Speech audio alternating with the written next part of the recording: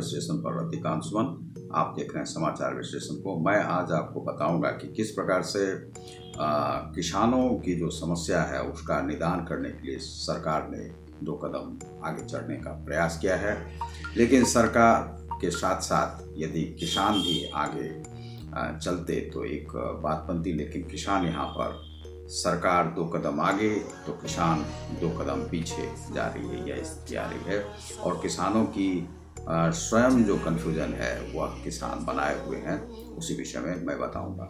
सरकार ने जो एमएसपी पर जैसे कि डिमांड हुआ था कि जो लोग मारे गए हैं उन्हें एक मुआवजा दिया जाए, एमएसपी पर जो है सो एक तय किया जाए, मूल्य निर्धारित रहे, और जो भी उनकी मांग थी वे सारी मांगों को सरकार ने मान लिया है। और यह बैठक में वहाँ पर किया गया कि यह जो भी मांग किसानों के द्वारा रखी गई उसे सरकार मान लिया है, और मान करके अब उनका सारा निदान करने का प्रयास किया जा रहा है। और उन्हें कहा गया है कि आप लोग अब अपने अपने घर को लौटें, लेकिन वे अभी घर को लौटने के लिए तैयार नहीं हैं। दूसरा है कि एक जो किसान यूनियन का जो खेमा है उसका कहना है कि केवल इस बैठकों में या सरकार से जो बात करने के लिए जाएंगे वह उसमें एक ही खेमा के सारे लोग होने चाहिए और वही यूनियन जो है बात करेंगे। लेकिन यहाँ पर जो देश के जितने सारे, मान लीजिए कि 11 यूनियन हैं और उनके और सभी सदस्य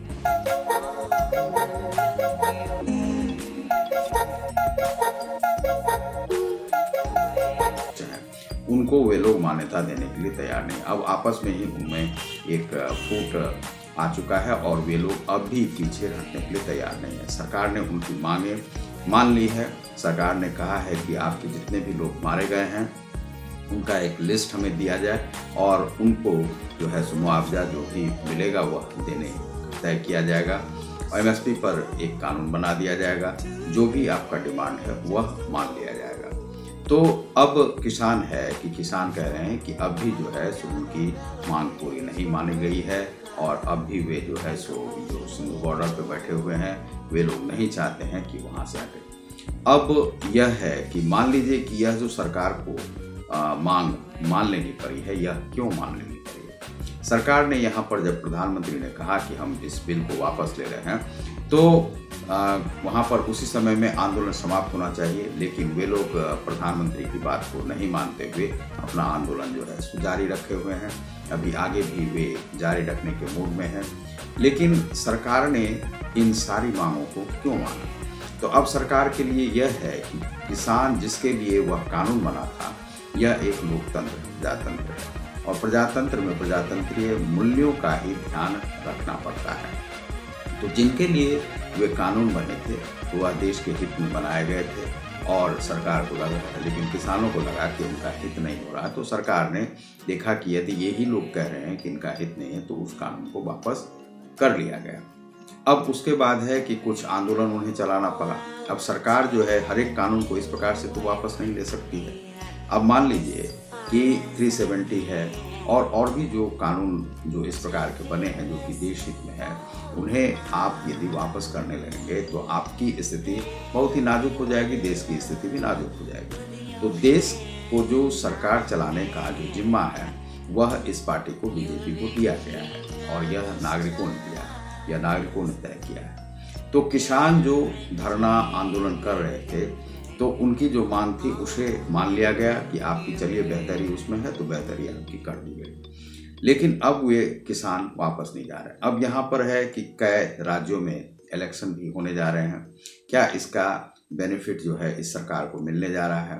तो उत्तर प्रदेश में हो सकता है कि फायदा हो बीजेपी को, अन्य राज्यों में भी फायदा हो। अभी हाल में जो इलेक्शन हुए हैं गुजरात आदि में, तो वहाँ पर बीजेपी को जो अच्छा खासा मत मिला है, इससे जो है बीजेपी थोड़ा सा उत्साहित है।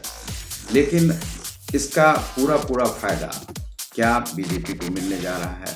तो बीजेपी को ऐसा नहीं लग रहा है कि मिलने जा रहा। अब जो भी बातें होंगी वह देश हित में बात होगी और जनता को देश हित को सोचना चाहिए। यदि उत्तर प्रदेश में लग रहा है कि देश हित में बात हो रही है, क्योंकि उत्तर प्रदेश में अभी आवश्यकता है योगी आदित्यनाथ की, क्योंकि वहाँ पर जो अभी कार्य होने हैं, मंदिर का कार्य और ये सब कार्य वहाँ पर पूरा नहीं हुआ है।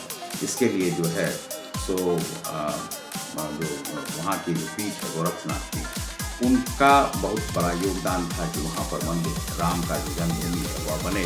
इसमें बहुत सारे लोगों की अभी तक आहुतियाँ हो चुकी हैं और अब वहाँ पर जो है सो वह बन रहा है, तो इस बीच में उन्हें हटाना सही से ठीक नहीं रहेगा। तो इस स्थिति में वहाँ की जनता को सोचना चाहिए और यह वहाँ पर जो है जब इलेक्शन होगा तो उसमें उनको एक प्रकार का जो है सो लाभ इसका मिल सकता है। और दूसरा है कि लेकिन किसान जो इतने दिन से जो रोड को जो जाम के कितने लोग मारे जा रहे थे, इसीलिए आंदोलन को समाप्त किया गया है। यह पूरी तरह से चुनाव से जुड़ा हुआ नहीं है मामला। यह नरेंद्र मोदी ने इसमें हस्तक्षेप करके किसानों की भलाई के लिए यह कार्य किया गया है। तो आप देखते हैं समाचार विश्लेषण को, जिसमें मिलता है समाचारों का पूर्ण ज्ञान। बहुत बहुत धन्यवाद। नमस्कार।